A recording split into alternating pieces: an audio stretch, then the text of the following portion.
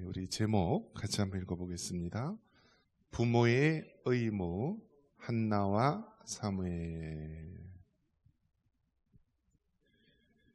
성경에 나오는 이 여인 중에서 이 한나라고 하는 인물, 그래서 굉장히 많이 사람들이 존경하고 또 좋아하는 이름입니다. 그래서 이 한나라는 이름을 많이 사용을 하는데요. 이 한나가 어떤 사람이냐? 바로 이 사무엘의 어머니가 바로 한나입니다. 한나. 신약에 와서는 아기 예수님이 태어나셔서 이제 난지 7일 이후에 이제 성전에 가서 하나님 앞에 이제 예배 드릴 때 그 하나님의 성전에서 한 평생을 또 기도하며 기다렸던 그 여선지자가 또 안나입니다. 안나. 그래서 신약에서는 안나 선지자가 나오고요. 구약에서는 이 사무엘이 선지자 한나가 나옵니다. 우리가 정말 위대한 믿음의 인물들 보면은 저절로 혼자 생긴 것이 아니라 믿음의 부모님이 계셨기 때문에 가능합니다. 요즘에는 뭐 여자들도 나가서 맞벌이 부부 하느라고 이제는 이 남자 여자 이 일의 구분이 많이 없어졌죠. 근데 과거에는 어떻습니까? 남자는 나가서 일을 하고 돈을 벌어와야 되는 것이죠. 그렇기 때문에 모든 이제 집안의 일들과 특히 이 자녀들 교육에 대한 몫은 여성의 몫이 컸습니다. 그래서 이스라엘 사람들은요, 이 아버지가 이방인이라도 어머니가 유대인이면은 유대인으로 인정할 정도로 그만큼 집안에서 여자의 역할, 어머니의 역할이 컸습니다. 이 한나는 어떤 자입니까? 이 한나는 자녀가 없었어요. 자녀가 없기 때문에 늘 마음속에 힘들고 괴로워하다가 눈물로 하나님 앞에 기도하면서 서원을 하게 됩니다. 그래서 만약에 하나님께서 자녀를 주신다면 내가 그를 하나님께 드리겠습니다 라면서 이 서원을 하게 돼요.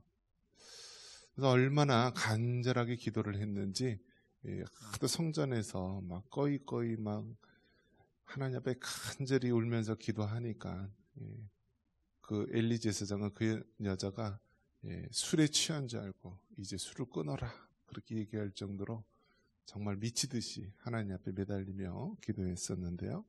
결국 하나님께서 그 기도에 응답을 해주시고요. 바로 이 사무엘이 태어나게 됩니다. 여러분 어떻습니까? 정말 믿음이 좋은 거는요. 언제 알 수 있냐면 힘들 때보다요. 형통할 때 우리가 그 사람의 믿음을 알 수가 있어요. 힘들면 다 어떻죠? 다 하나님 찾아요. 하나님 찾아요. 그래서 이제 이 서양 속담에도 이 전쟁의 그 참호 속에서 무신론자는 없다라는 이야기를 하는데요. 총알이 빗발쳐오고 죽음의 위경에 있으면 다 하나님 찾아요. 그런데 정말 형통할 때 하나님을 찾는 사람이 정말 신앙이 좋은 사람입니다. 그래서 잘 됐을 때 내가 열심히 해서 내가 똑똑해서 뭐 어떤 사람이 도와줘서 그렇게 사람을 의지하거나 이야기하는 것이 아니라 다 하나님의 은혜입니다. 다 하나님의 도우심입니다 라고 고백하는 그 사람의 믿음이 정말 좋은 믿음입니다. 이 사무엘의 어머니 한나가 정말 좋은 믿음이라는 걸 알 수 있는 것은 자녀가 없으면 다 기도를 하죠. 자녀가 없으면 다 기도를 해요. 하나님 주시옵소서 주시옵소서. 정말 우리가 교회에서 얼마나 많이 기도합니까? 근데 정작 중요한 건 무엇이냐면 그렇게 하나님이 주셨을 때 그 하나님 앞에 감사하고요. 그 하나님 앞에 서운한 대로 갚는 것. 하나님 앞에 약속하고 언약을 지키는 것. 이것이 정말 큰 믿음이라는 것입니다. 이 한나는요. 참 하나님께 서운한 대로요. 이 자식을 생기자 이 자식이 이제 젖을 떼고 이제 컸을 때 바로 이제 하나님 앞에 드립니다. 제사장에게로 보내고요. 그래서 오늘 말씀에 보니까 뭐라고 얘기합니까? 세마포 에봇을 입고 그 어렸을 때부터 자라나게 됩니다. 우리 18절 같이 한번 읽어볼까요? 18절입니다. 사무엘은 어렸을 때 세마포 에봇을 입고 여호와 앞에서 섬겼더라. 이 사무엘은요, 어릴 때서부터 세마포 에봇을 입고 여호와를 섬겼다라고 얘기합니다. 그러니까 어릴 때 이렇게 하나님을 섬기며 자라날 수 있었던 것, 그것은 바로 그의 어머니 한나가 그 서운한 대로 하나님 앞에 약속한 대로 그렇게 드렸다라는 것입니다. 여러분이 정말 하나님 앞에 약속하고 서운한 것 있으면은요, 지킬 수 있기를 바랍니다. 사람은 기억을 못하지만은요, 하나님은 다 기억을 해요. 하나님은. 우리가 잘 아는 야곱 있지 않습니까? 야곱이 형 에서가 자기를 죽이려 하자 이제 도망치죠. 야밤도주에서 삼촌 라반의 집에 가는데, 가는 도중에 이제 한 꿈을 꾸게 되죠. 베델에서. 그래서 천사가 사다리를 타고 왔다 갔다 하면서. 그래서 그때 야곱이 뭐라고 얘기합니까? 하나님, 내가 무사히 이제 아버지 집으로 돌아오면은요, 하나님 앞에 정말 하나님만을 섬기고 11조도 드리고 주님을 위해 헌신하겠습니다라고 서원을 했어요. 그런데 어떻게 됩니까? 결국 이제 20년이나 세월이 흘러서요, 이제 삼촌 라반 집에서 독립해서 이제 나오게 되는데요.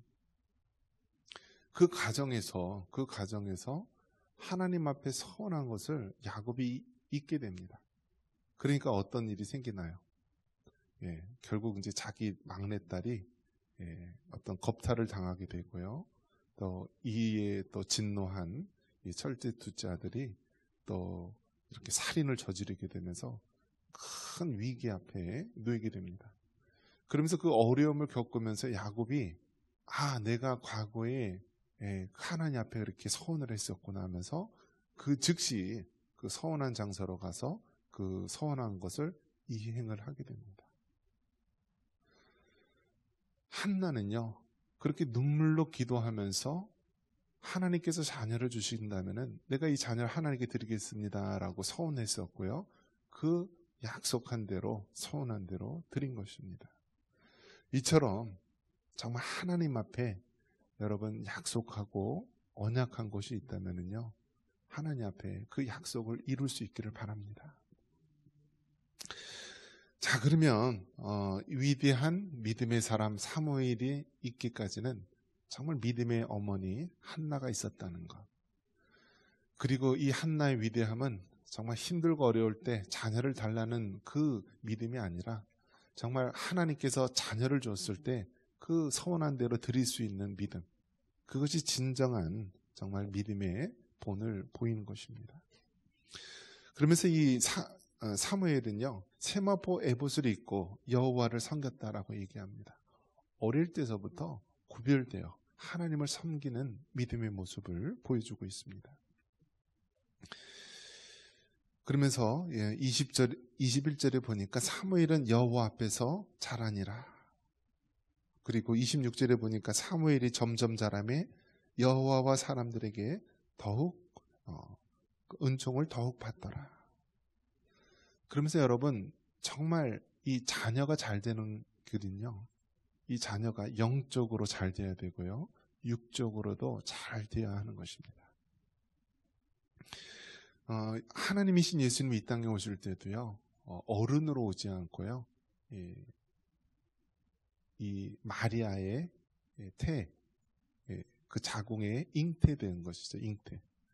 그러니까 예수님도 잉태되어서 육신의 어머니 마리아를 통해서 이제 출산을 하게 돼서 나오신 거죠. 자, 그래서 예수님은요, 그냥 이렇게 뱃속에서 잉태돼서 그렇게 해서 이제 때가 되어서 이제 출산을 하게 되면서 나오게 되면서요 하는데, 그 예수님에 대해서 뭐라고 성경은 말하냐면, 누가복음 2장 52절에 보면은 예수는 지혜와 키가 자라가며 라고 말합니다. 즉 우리가 정말 예수님을 통하여서 완전한 또 온전한 사람의 모습을 우리가 볼 수가 있는데요. 그것은 무엇이냐면 지혜와 키가 자라났다. 즉 영적으로 육적으로 건강하게 자라나는 모습이 필요하다는 것입니다. 건강하게 자라나는 모습이 필요해요. 요즘 이제 뭐 강남의 파라곤이라든지 뭐 의대를 보내겠다 난리치는 사람은요, 공부만 시켜요. 공부만.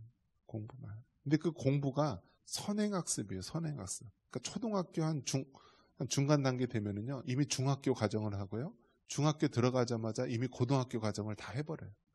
그러니까 막 3년치 정도를 막 선행학습을 시키니까요, 아이가 머리가 좋아서 점수를 잘 받는 것이 아니라 선행학습하고 반복적으로 시키니까 그냥 좋은 성적을 받는 거예요. 그러니까 대학교 딱 들어가자마자 다 평준화돼 버려요. 오히려 더 뒤처져요. 과외를 받고 살다가 혼자 공부하려니까 대학교서부터 혼자 공부하는 법을 몰라서 헤매는 사람들이 많이 있습니다. 사람을 공부하는 기계로 또 뭐 점수 잘 받으려고 그렇게 한쪽으로만 키우면은 어떻게 돼요? 사람이 망치는 것입니다. 망치는 것. 그러니까 하나님께서는 우리를 만드실 때요, 우리의 육신과 우리의 영이 균형 있고 건강하게 자라나는 걸 원하십니다. 그래서 진정한 건강함은요, 어느 한쪽으로 치우침이 없이 영적으로나 육적으로 건강한 모습. 마치 우리 예수님이 자라났을 때 그 지혜와 키가 자라고 하나님과 사람 앞에 사랑스러워갔다라는 것처럼요, 영적으로 육적으로 균형 있게 건강하게 자라는 모습이 필요한 것입니다. 그래서 여러분, 자녀들, 이제 여러분 이제 손주들 만약에 볼 때요, 공부만 강조해서 자녀를 키우기보다는 그 자녀가 건강한 신체, 건강한 몸을 가지고 자라날 수 있도록 그렇게 해줘야 된다라는 거예요. 그래서 이 육체적인 운동, 스포츠 이런 것들을요, 그냥 한 가지씩은 다 같이 병행하면서 영적으로나 육적으로 균형 있게 자라갈 수 있도록 그렇게 지도를 해줘야 되는 것입니다. 우리 예수님이 그 지혜와 키가 자라갔듯이 우리의 자녀들도요, 영적으로 육적으로 건강하게 자라날 수 있도록 그렇게 해줘야 한다는 것입니다.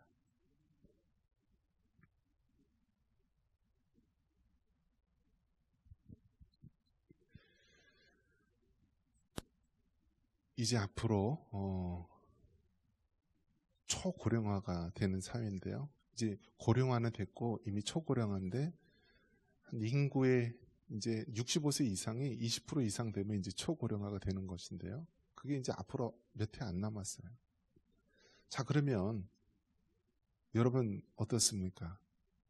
여러분이 자녀를 낳든지 아니면 믿음으로 자녀를 키울 수 있도록 해야 되는 것입니다. 우리나라에 온 이 탈북민들이요, 몇 명일 것 같습니까? 그러니까 북한에서 탈북을 해서요, 목숨을 걸고 탈북을 해가지고 이 남한 땅에 정착한 이 탈북민들, 북한 이탈 주민들이요,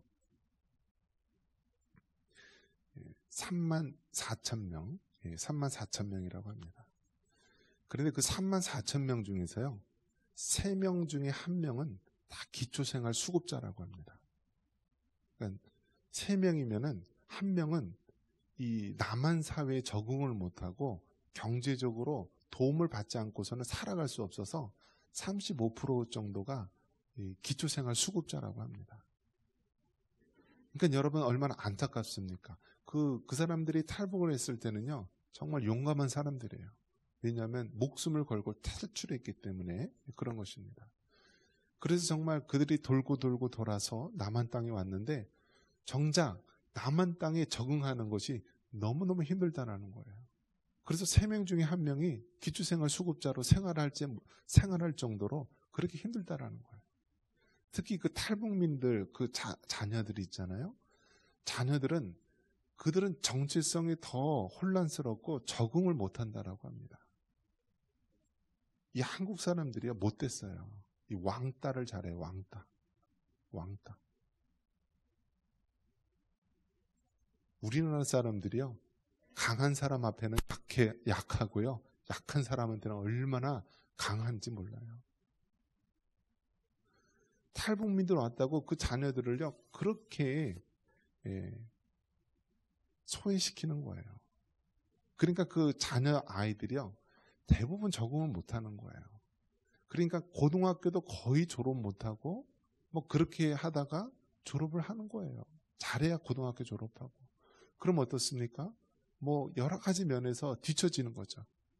그러니까 제대로 직장이나 모든 것들 하지 못하고 그렇게 방황을 하는 사람들이 그렇게 많다라고 합니다.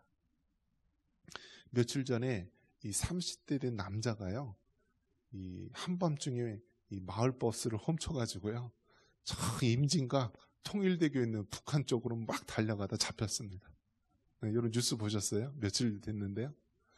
그 사람이 왜 그러냐면 너무 남한이 힘들어가지고요, 북한에 올라가려고 그렇게 버스 훔쳐가지고 북한으로 넘어가는 거예요. 근데 가다가 잡혔죠, 당연히. 근데 30대 된 남자인데요, 남한에 온 지 한 10년 됐다라고 합니다. 살아보니까 힘든 거예요, 힘든 거. 그리고 가족들이 북한에 있대요. 그러니까 외로워서 더 힘든 거겠죠. 우리가 기억해야 될 것은 한나가 믿음으로 자녀를 낳고 하나님께 드렸듯이요, 우리들도 이 땅에 있는 자녀들을요 믿음으로 낳고 믿음으로 키워줘야 된다는 거예요. 34,000명의 탈북민들이 목숨을 걸고 이 남한 땅에 왔지만 대다수의 많은 사람들이 정착하지 못하고, 특히 젊은 자녀들, 그 청년 세대들이 적응하지 못하고 그렇게 다시 그 북한으로 넘어가고 싶다고 해서 하는 그 모습들 보면서 우리가 정말 가슴 아파하고 우리가 그들을 위해서 기도해야 된다는 거예요.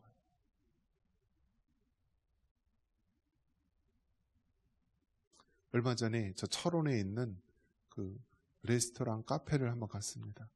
그 왜 갔냐면은 오픈 더 문이라고 하는 카페인데요, 그게 탈북민들이 하는 카페라고 합니다. 탈북민들이. 이 탈북민들이 이렇게 살다가 적응을 못하는 거예요. 그런데 그 총각 엄마라고 하는 이 남자 40대 남자분이 있는데, 이분은 이제 그 서울 강남 출신인데 탈북민들하고 어떻게 연을 맺어가지고 살다 보니까요, 그들이 적응 못하고 방황하고 그런 모습을 너무나 마음 아파하다가요, 이제 저기 철원에 있는 카페, 그 레스토랑을 해가지고 이 탈북민들이 그렇게 정착할 수 있도록 돕고 또 이런 생활할 수 있도록 돕도록 그렇게 하더라고요. 그래서 저도 한번 TV 매스컴에 나와서 한번 갔다 와봤어요. 그 노동당사 가는 쪽에 있는데요. 그러니까 그 모습을 보면서 보면은 생긴 건 똑같죠. 뭐 구별 안 가요, 사실은. 뭐 저 북한 사람이라고 더 그렇지 않고 잘생기고 또 키도 큰 사람도 있어요. 또 잘 먹어서 그런지.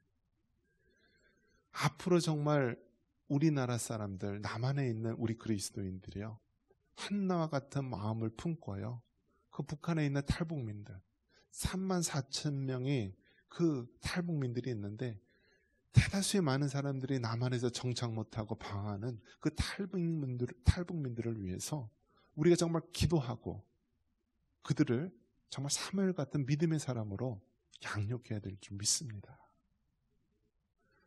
여러분, 정말 하나님께서 왜 우리를 이 연천 땅에 보내셨고요, 하나님께서 왜 정말 68년 동안 이 청산교회, 이 언덕의 교회를 세우시며 우리를 지금까지 인도해 주셨겠습니까? 그것은 우리에게 해야 될 사명이 있는 줄 믿습니다. 우리의 자녀들, 우리의 손주들, 그리고 더 나아가서 정말 탈북민들과 이 땅에 방황하는 그 젊은 영혼들을 우리가 한나와 같은 마음으로 그들을 하나님 앞에 영적으로, 육적으로 건강하게 키워야 될 줄 믿습니다. 이러한 은혜가 있기를 주님의 이름으로 축원합니다.